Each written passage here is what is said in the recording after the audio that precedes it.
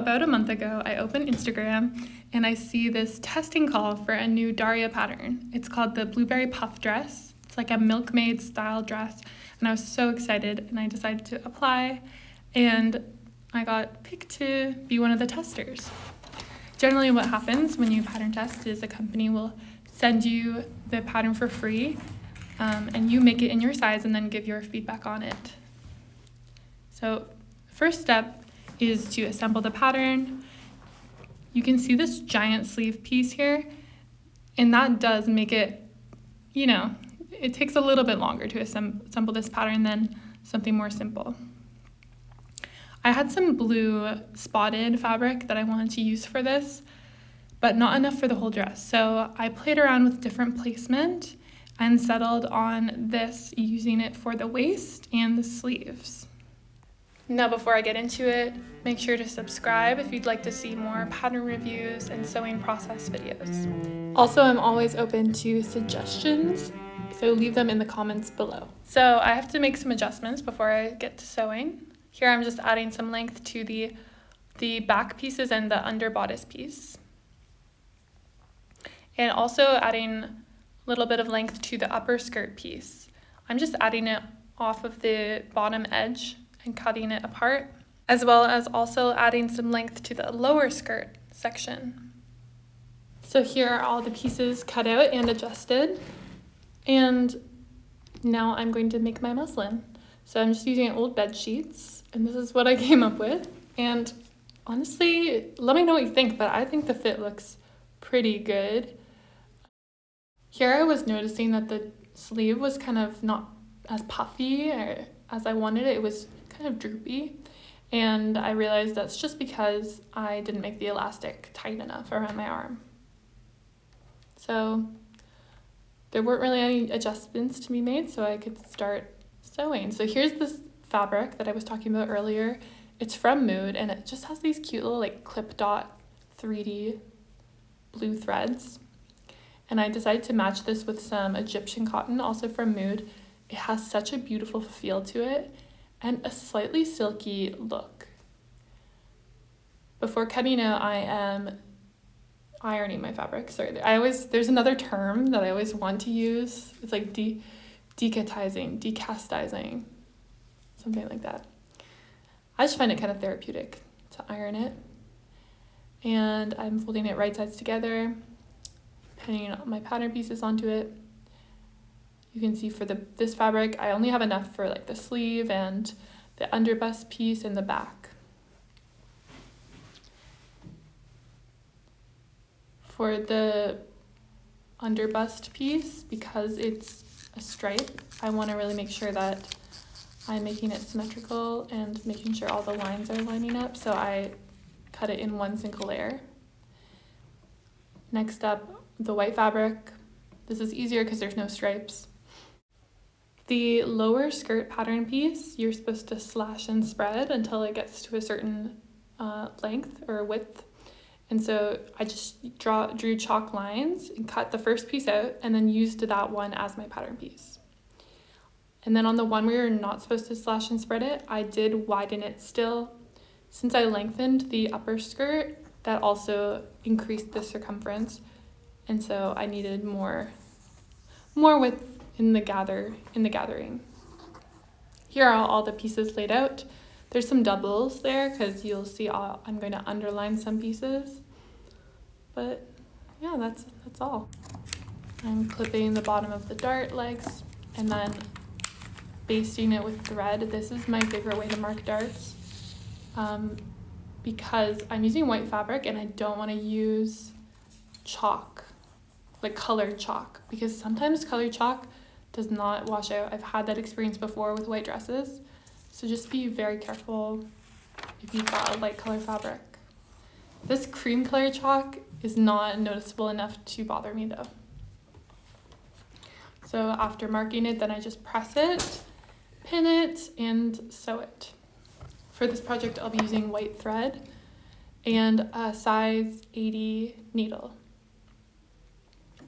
I think this is called poplin fabric, by the way. It's kind of, I just call it shirting, but I think it's the same thing as poplin. And yeah, so I sewed the dart. Next up, I am underlining the under bodice piece because it is a slight bit sheer. Now to create the drawstring, you have to fold in a certain amount. I use a ruler to make sure I'm being accurate. And then you're gonna fold it in half once you've folded in both sides. I use a clapper for a really clean finish, and then you just stitch along the edge. Try to line it up with one of the rows of feed dogs. It says you can like top stitch the end closed. That did not work for me at all. So I just tied them, which she says you can do. And then I used a bit of fray check to avoid any fraying in the future. Next, this is for the upper bodice. Again, you've got to do some measuring so you can turn in the proper amount. And yeah, you're gonna turn that in twice. There's a lot of narrow hems in this pattern, I found. So if you wanna improve your narrow hemming skills and your kind of precision and ironing skills, this is a great pattern to do it with, honestly. Then in the next step, you turn slightly more over. This is gonna be your channel for the drawstring. So make sure that it's wide enough for your drawstring that you made. If you follow all the directions in the instructions, you should be okay. Then you gather the bottom of the bodice pieces and you're gonna pull the basting stitches. This is really important. So don't do the top thread, flip it over to the bottom thread, the bobbin thread, and pull that. For some reason, it just works better.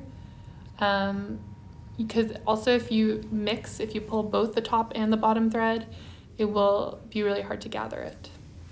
So you just gather it until it fits onto the under bodice piece and then you sew it. This is me just testing my stitch actually. So the stitch I'm doing is kind of a faux overlocking stitch on Husqvarna. It's number 13 and you have to use the presser foot J to use it. I decided to do that because this is not a line dress, so there's a lot of edge finishing. Next, we're gonna insert the drawstring. So you just use a safety pin and get it in there, and then you're gonna stitch on across the ends. So like where the sleeve would go, for example, so you don't lose it. Next, I'm using some of this fusible interfacing. It's 1.5 centimeters wide, and I'm using this where the zipper will go, both on the back piece and the top of the skirt. This is very standard for Daria's patterns, and it's just a good thing to do in general to stabilize where the zipper is gonna go.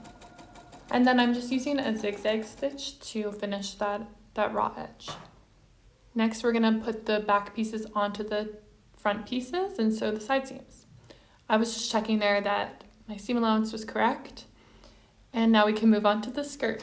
So I decided to underline this piece, so I cut out 2 pieces and basted them together because white tends to be a bit see-through and you don't want to have to wear a slip under a dress like this. Then measure where your zipper is going to end and you're going to sew the skirt pieces together below that. So it's just a little bit. I actually decided to lengthen the zipper to make it easier to get on and off. It was getting pretty dark recording, so I don't think I have footage of me doing this zigzag on the bottom edge of the skirt piece or even sewing the skirt piece to the bodice. I did it earlier than stated in the instructions because I didn't want anything to stretch out. Now here I've got my lower skirt pieces, and this is so much fabric. I'm just kind of trying to show how much fabric it is. This is going to be the bulk of where your fabric is going to go. So you're going to sew these short edges of these pieces together. Follow the diagram to make sure you're doing the right kind of order of everything. And then you have this giant tube that you need to hem both sides of. So this is my least favorite part of the dressmaking process, honestly. If you have a rolled hem foot, that probably makes it way easier, but I just went in there with my iron and folded over twice. Now in this kind of awkward and not satisfying clip, I'm trying to show you how big of a ring or I don't know, tube that I have. It's just so much fabric. I don't know exactly how much, like I didn't measure it, but it's very huge and we're gonna gather all of this.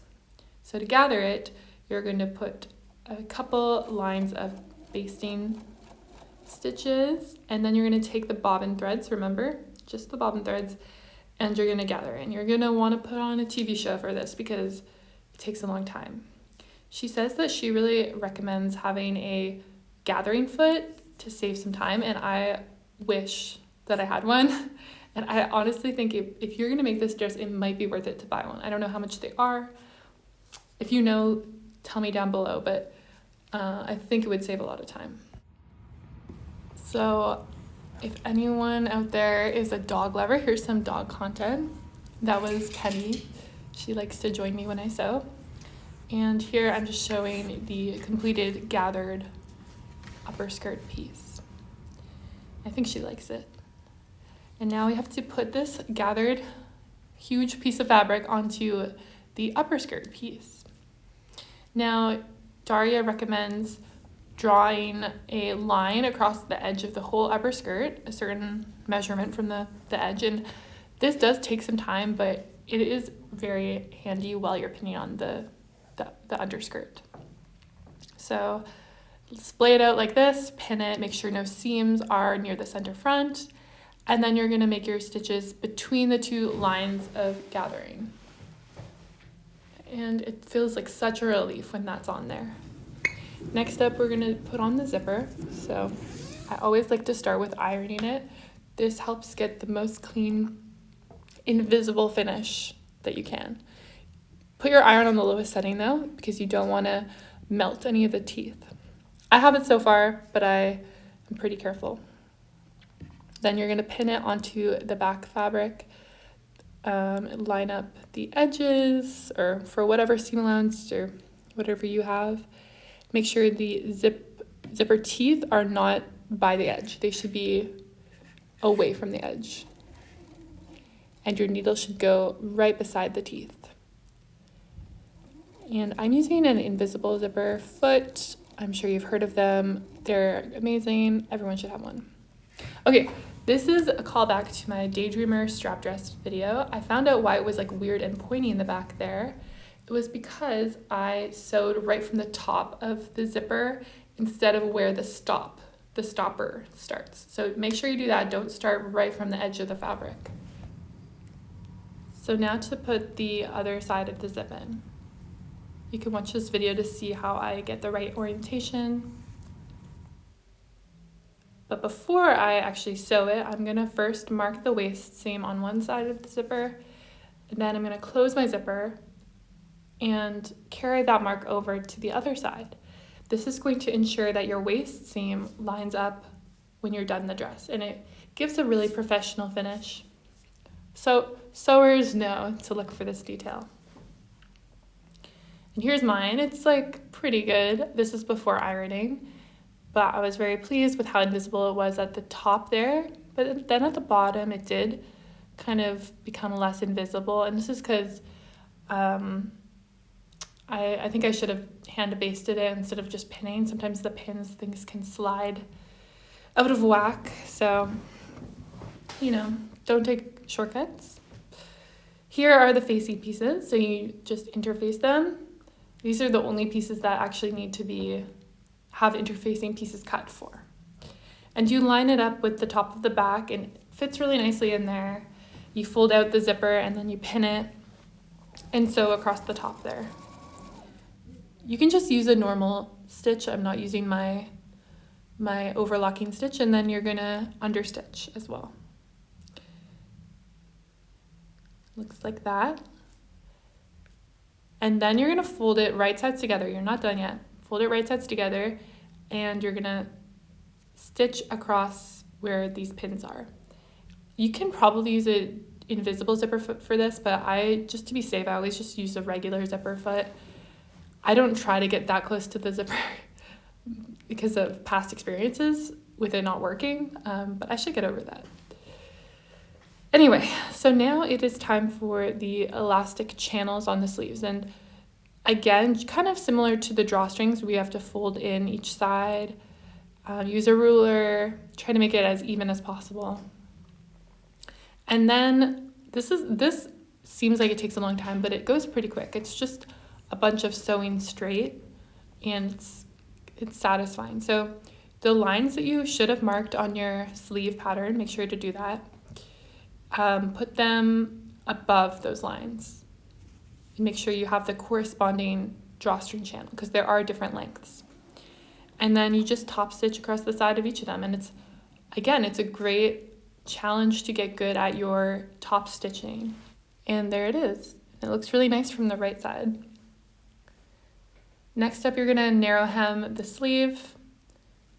I often talk about using the band roll technique, but this is just cotton, so honestly it's just as easy to use an iron.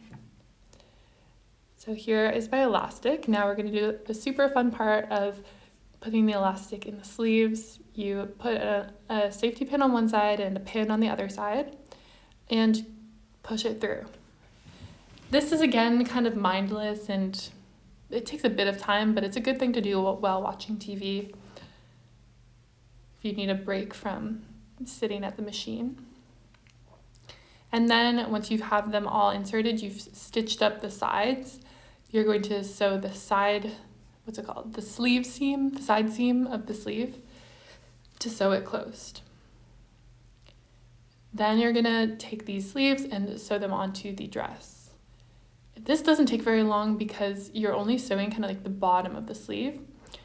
With the top of the sleeve, you're gonna finish it with a zigzag or overlocker and then press over, I guess it looks like a centimeter.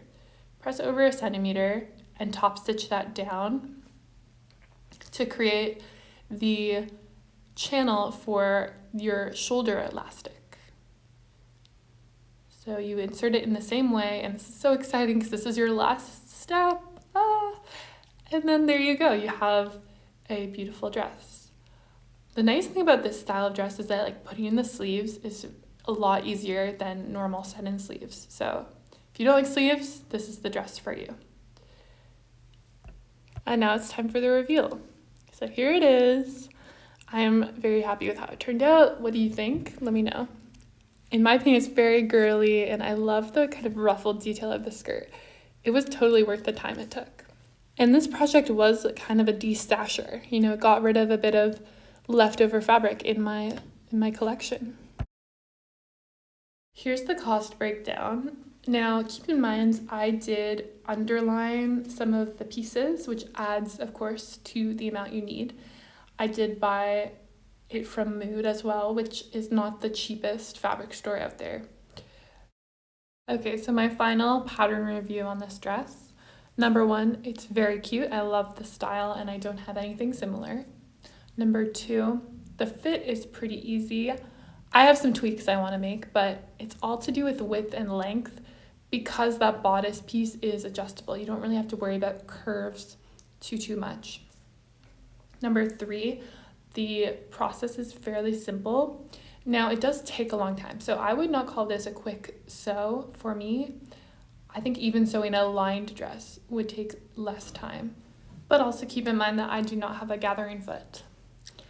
And four, I think Daria has really great resources, really good tutorials and instructions, so definitely would recommend.